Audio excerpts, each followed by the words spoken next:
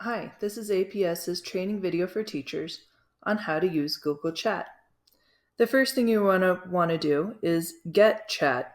You can either open a new tab when you're on Google and go to get.google.com/chat. When you go there, it's going to give you an option to download Chat either for your computer, MacBook, PC, or Chromebook, or for your mobile device. You can also access Chat by going to your Gmail account. Make sure you are logged in with your APS credentials in order to chat with people who are also from APS. To see if Chat is turned on, go to Settings, See All Settings, go to the Settings Chat and Meet, and make sure that Google Chat is turned on. While you're here, you can also decide if you want to see your chat on the left side or the right side. If you have lots of labels for your email, it's a good idea to move your chat over to the right side so you have room to see all of your people and rooms that you're chatting with. Make sure you save your changes when you are done. Next is to send a direct message. To do that, click on the plus button, type in the name of the person you want to chat. They should show up in the drop-down menu here. Remember, students have ID number at aps.edu, and teachers and staff have their name at aps.edu. When you click on their name, a screen will pop up here. You can also click the expand button in order to have a full view. Type your message at the bottom. Then click enter or the send button right here. To message a group, you can click on the plus button, start a group conversation, type in the names of the people you would like to include in the group, click the check mark when you're done, and then message everybody in that group.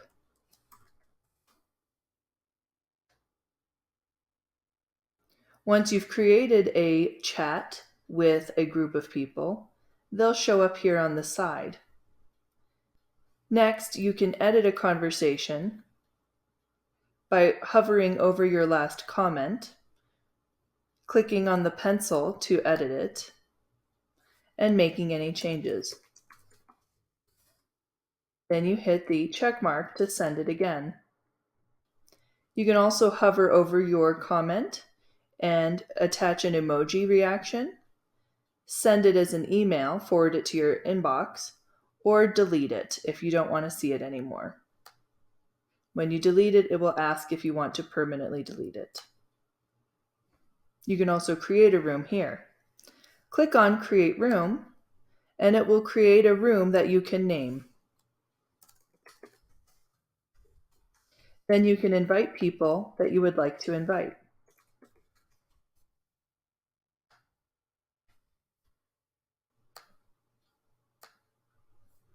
Once you're done inviting people, you can notify people via email that they have been invited to your room.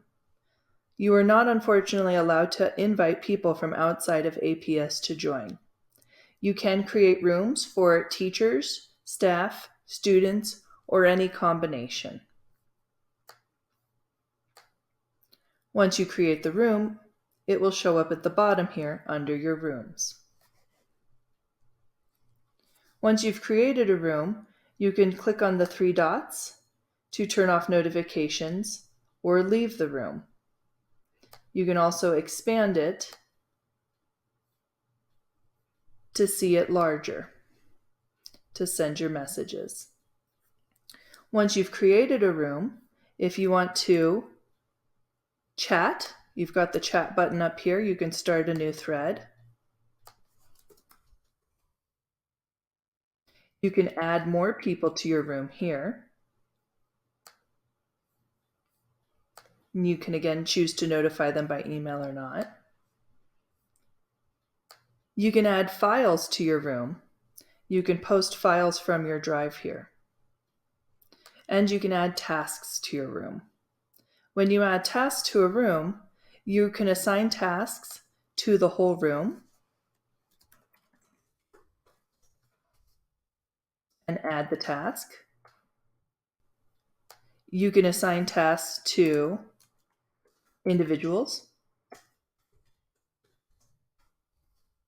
by clicking the Assign button, and it only shows you people who are in the room.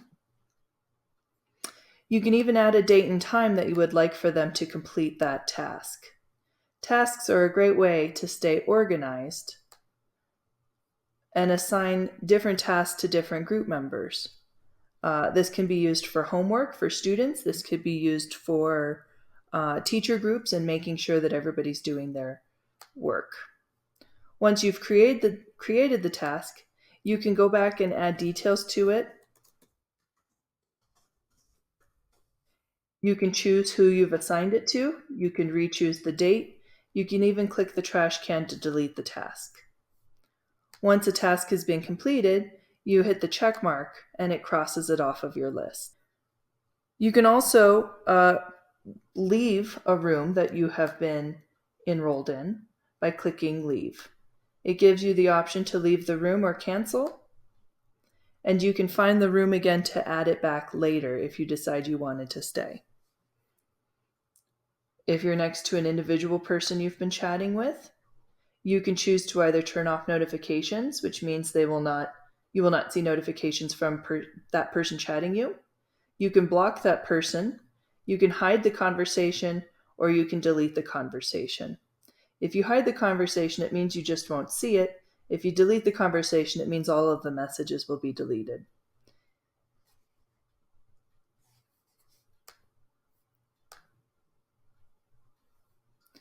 As you can see in this room that I created here called English Teachers that has 5 members, it shows me my tasks up top. I've got a new thread down below where I can send chats. You can even start a new thread. So if you wanted to have multiple conversations going, this might be a good way to organize your conversations by topic. Start a new thread when you want to start a new topic.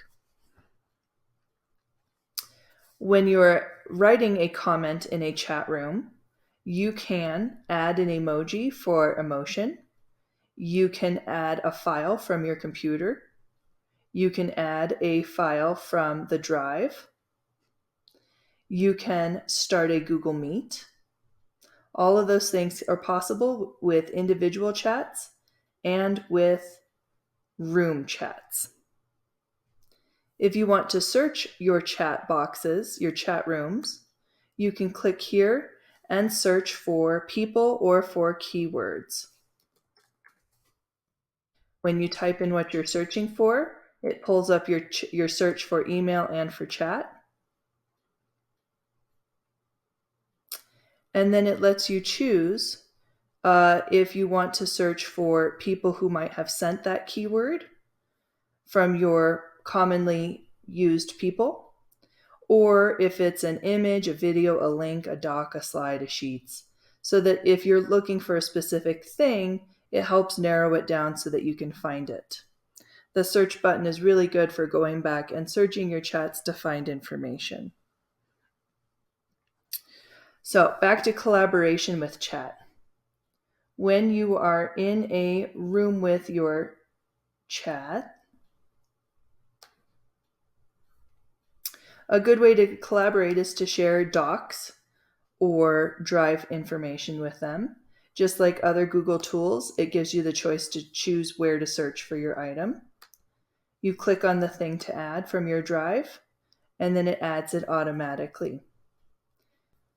When you send a drive document or slideshow, it's going to ask you if you want the people in your room to be able to view, comment, or edit.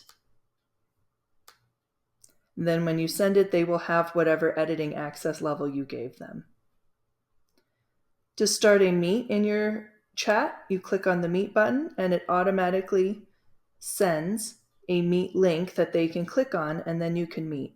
This is a great way to meet very quickly with people that you chat with. Moving on to chat notifications.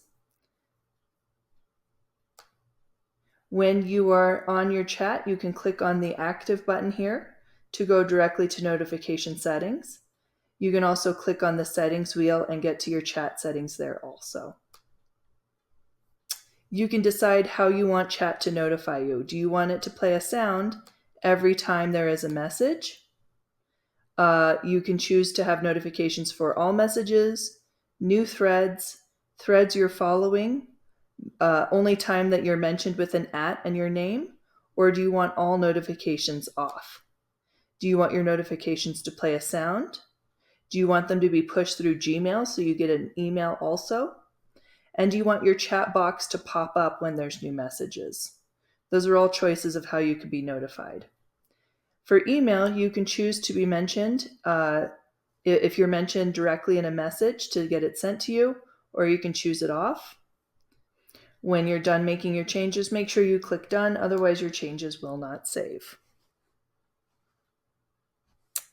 Under this active button, you can also choose to be not disturbed so that people will not be able to chat you during certain periods of time. You can choose 30 minutes, 1 hour, 2 hours, 4 hours, or 8 hours so that you are not disturbed by chat. After you choose it, you can also go back and turn it off, which means that people will be able to chat you again. If you do want to block someone, when their name is in your chat list over here, click the 3 dots, click on block. It will ask you if yes, you do want to block them. And then remember, you can go here to notification settings, scroll down to blocked, and view the people that you have blocked. Then you click it here with the X, and it will unblock them and you will be able to chat with them again. That is the end of the training for APS for how to use Google Chat. Thank you.